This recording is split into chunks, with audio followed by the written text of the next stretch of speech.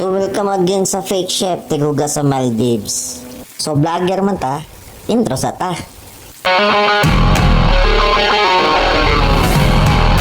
Hey yo, so muna na ang last day na ako sa a la carte. So balik na ko sa main kitchen pero kani nga video 2 months ago na ni. So ato lang i-flex ang ato ang view.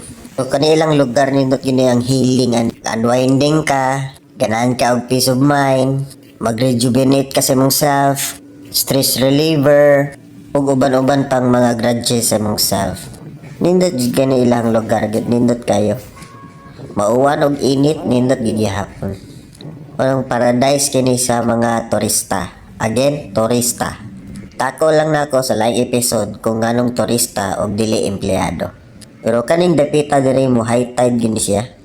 Mawa gina diha. Mao ni ang main restaurant, so diri ang buffet area nya mao na diha ang terrace. So inigabihan na lampshade ra na. Dimdim ra ang effect kana inyong kaon na. Nya kanang naisan pwede na mo pagpa-special dinner diha. Nya mao na ni ang sud. So makita ni siya mga 250 packs. All in all ni siya.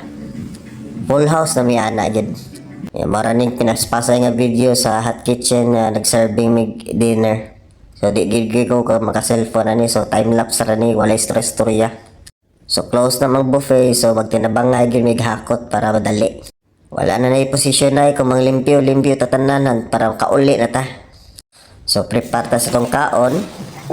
Pero dili jud ko hilig magkinamot, pero diri na adapt na lang ginako ang ilahang lifestyle ba, so nagkinamot na lang sad ko.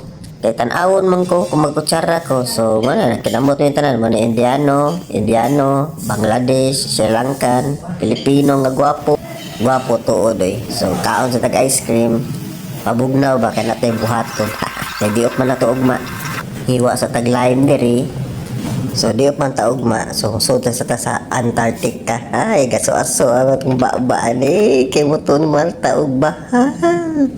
Pero mga kauban ako, buntag pa, hubog na.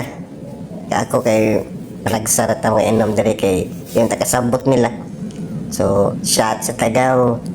Gumana tog shot. So, sa buhato na to, uli na ta. So, atanga-tangi lang tong last vlog na to. So, the finale, the secret of Maldives. Alright, let's go!